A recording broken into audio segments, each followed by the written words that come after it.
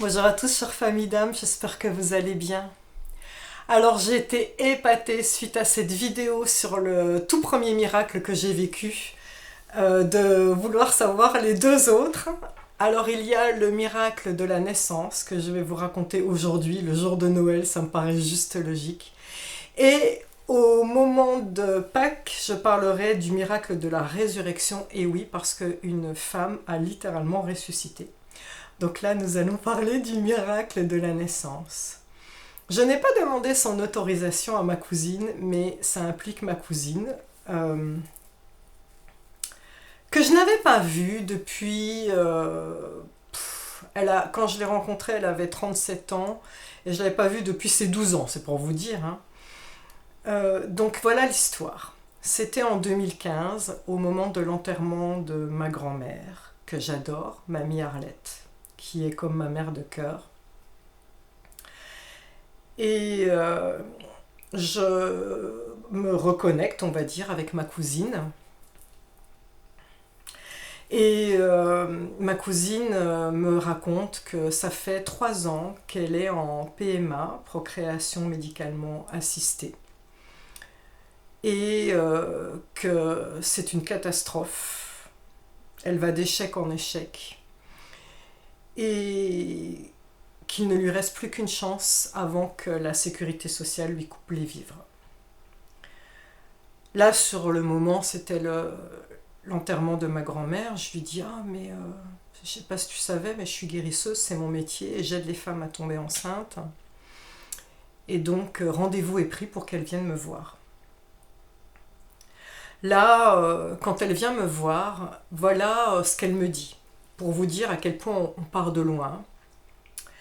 Elle me dit donc ça fait 3 ans qu'elle fait de la PMA. Elle a 37 ans, donc c'est déjà assez âgé.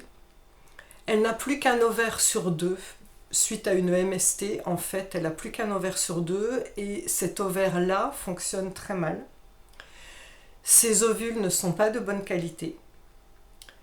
Elle a un mari qui a 15 ans de plus qu'elle, donc 52 ans, qui a des spermatozoïdes lents, donc ces spermatozoïdes ne sont pas non plus de bonne qualité.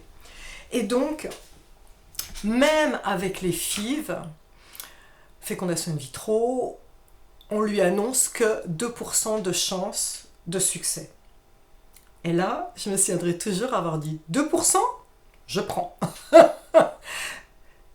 Je vais dire, ça peut pas, quand rien n'est mort, hein, il restait un ovaire, il restait des spermatozoïdes, quand rien n'est mort, il y a de l'espoir. Donc moi j'ai dit 2%, je prends. Il faut savoir aussi qu'elle fumait énormément et que tous ces échecs, il faut savoir, mesdames qui cherchaient à tomber enceinte, tous ces échecs avaient programmé son corps, verrouillé son corps vers l'échec. Pour les femmes qui cherchent à procréer, je vais vous mettre en lien la vidéo avec la méditation que nous avons fait, ce que je lui ai dit à mettre en place. Donc je lui fais un soin. Et puis nous commençons à faire la méditation, qui en fait n'est pas une méditation, c'est moi qui programme le corps avec le rôle ultime de ce qu'il a à mettre en place. Et là, voilà ce qui se passe. Au moment où je commence à mettre les mains au-dessus de son ventre, on se met à pleurer toutes les deux, parce qu'on ressent la présence de notre grand-mère. Toutes les deux, nous sentons son odeur, et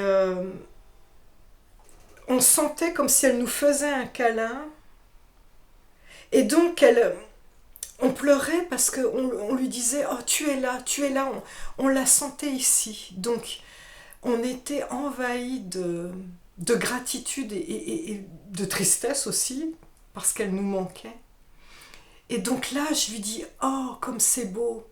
Mamie de là-haut va nous aider à procréer pour ta dernière chance. »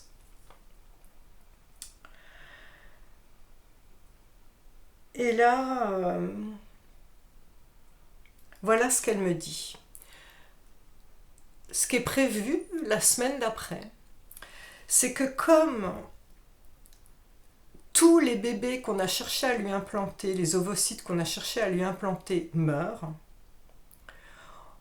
on lui a dit, on va vous en mettre 2 d'ovocytes, un premier jour, qui va s'accrocher un petit peu, puis qui va mourir comme tous les autres, mais il va s'accrocher un petit peu, le temps de fabriquer un petit peu d'hormones, ce qui fait que le lendemain, on en met un autre, qui sera déjà dans un environnement moins hostile, puisqu'il y aura déjà des hormones, et il va pouvoir se nourrir des hormones de l'autre qui est mort, pour pouvoir se développer. Ok. Donc moi, ce que j'entends, c'est qu'il y a 2 ovocytes. Et donc, nous faisons la méditation, et au moment où on commence à faire la méditation,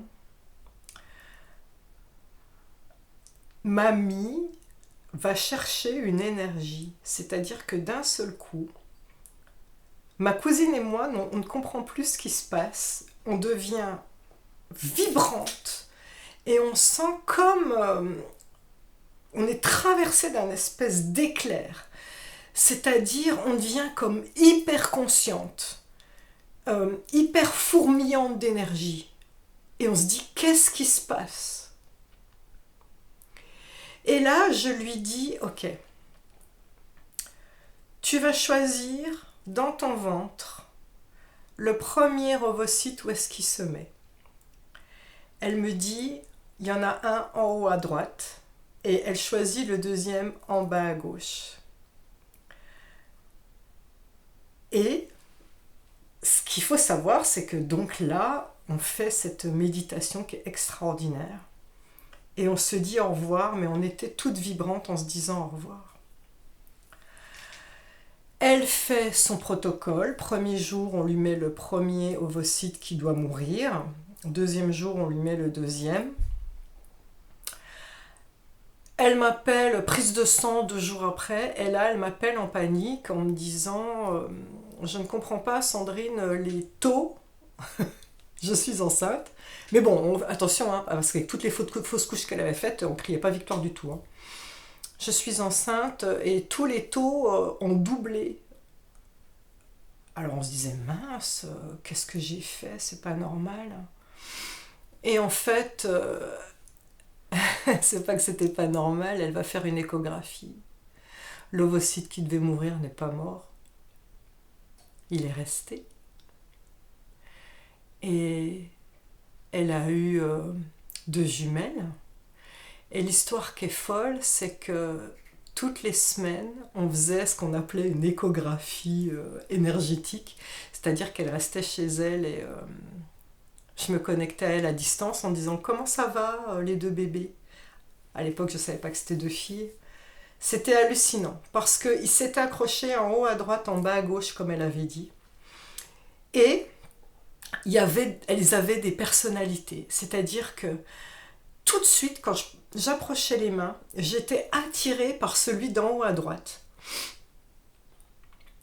qui prenait toute la place d'ailleurs. Je voyais qu'elle poussait l'autre en se développant, et l'autre était discret, le fœtus. Et je lui disais, mais c'est pas possible, tu as un de tes 2 enfants qui est solaire, et l'autre qui est d'une discrétion incroyable. Eh bien, dans l'ordre où elles sont nées, parce qu'elles sont allées à terme, bien sûr, on a su qui était celui d'en haut à droite et qui était celui d'en bas à gauche. Elle a 2 petites jumelles, dont je suis la marraine spirituelle. Et je les ai rencontrées. Il y en a une qui est solaire, qui attire le regard tout de suite et qui prend toute la lumière. Et l'autre qui est toute discrète, toute douce à côté. Mais c'est leur façon de fonctionner, c'est comme ça qu'elles ont trouvé leur espace. Dans la 3e vidéo, où il y a la personne qui ressuscite, je vous dirai quelle est cette énergie que Mamie a été chercher. Parce que c'est cette même énergie qui a ressuscité une personne. Mais à ce jour de Noël, je voulais parler du miracle de la naissance, pour parler à toutes ces femmes qui ont vécu les échecs. Surtout regardez ma vidéo pour vous aider à procréer, parce qu'il y a des codes plein de personnes, plein de femmes sont tombées enceintes grâce à cette vidéo. Et 2%, 2% de chance. On a pris 2 filles. Elle a eu. Quand on a la foi, tout est possible. N'oubliez jamais ça. Je vous souhaite un merveilleux Noël. Je vous souhaite tout l'amour du divin et je vous envoie tout mon amour. Je vous souhaite l'abondance sous toutes ses formes et la santé. Je nous aime, chère famille d'âme. Ciao, ciao.